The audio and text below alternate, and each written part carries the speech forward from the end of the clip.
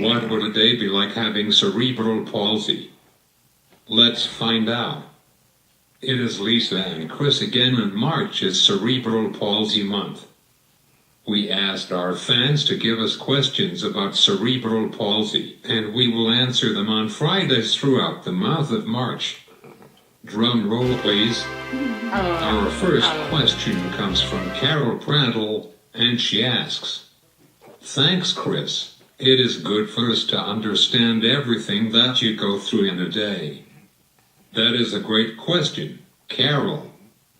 I will go first and let Lisa answer the question too, because it is good to see how cerebral palsy affects us differently. My day starts around 8 o'clock in the morning, when my personal care assistant comes. I am in my bed since 10:30 the previous night. So by morning, I really need to go to the bathroom. In my bed, I can't email or text for help. You may be thinking, what if the personal care assistant does not show up? That is an awesome question. That happens quite often, but I have a button by my bed in case of an emergency. Both Lisa and I live at Catherine Manor, where they have someone on call around the clock. The button lets the on-call person know that I need help. They usually call one of my aides that I need help.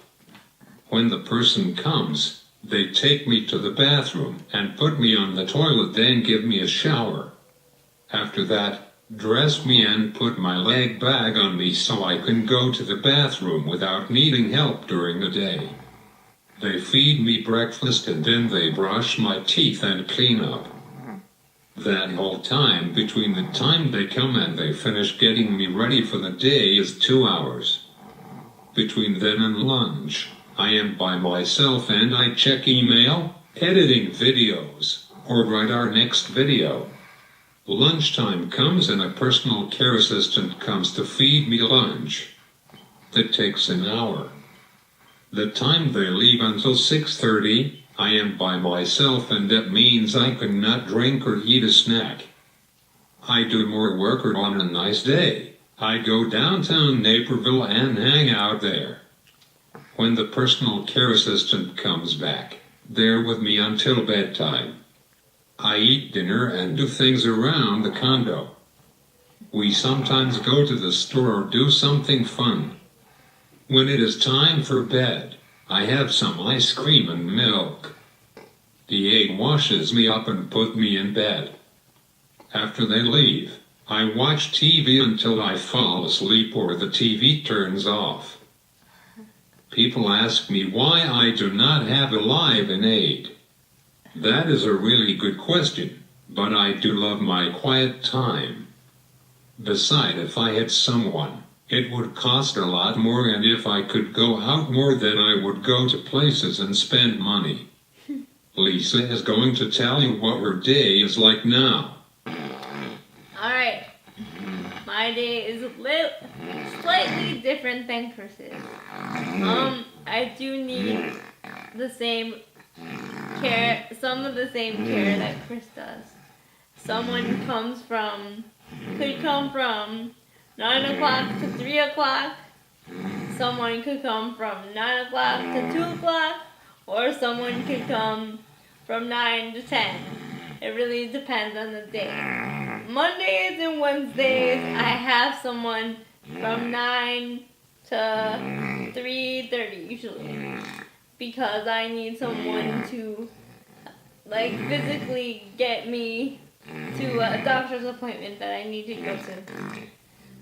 And if I have to work, someone has to come and get me up earlier. And that requires 7, sometimes 6:30. And then I require another person to transport me because I usually have to go downtown for this. So I also have access to 24-hour care if I need it.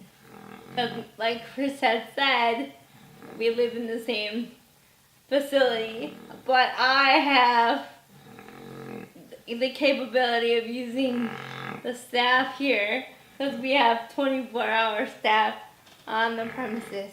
But because Chris needs more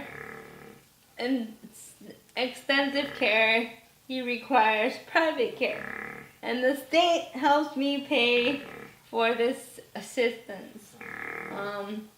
And they have to be able to toilet me, give me a shower, dress me like Chris, and do lighthouse cleaning if I choose for them to do that.